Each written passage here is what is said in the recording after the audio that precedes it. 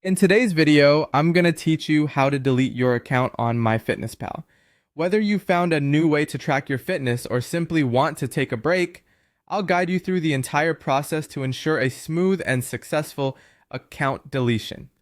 Now, let's dive right in. To start, you'll want to open your web browser and navigate to the MyFitnessPal website by entering www.myfitnesspal.com in the address bar.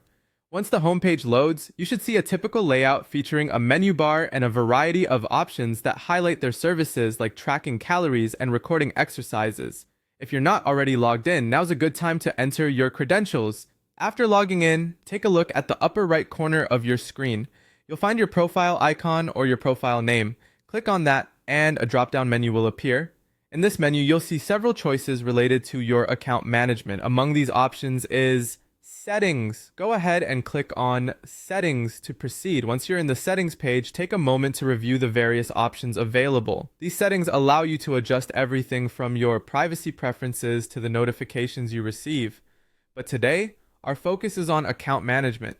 Look for an option labeled Delete Account.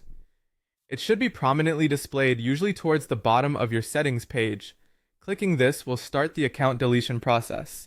Now, it's important to understand that deleting your account is permanent. This means that all your data, including calorie logs, exercise records, and any other personalized settings, will be lost forever.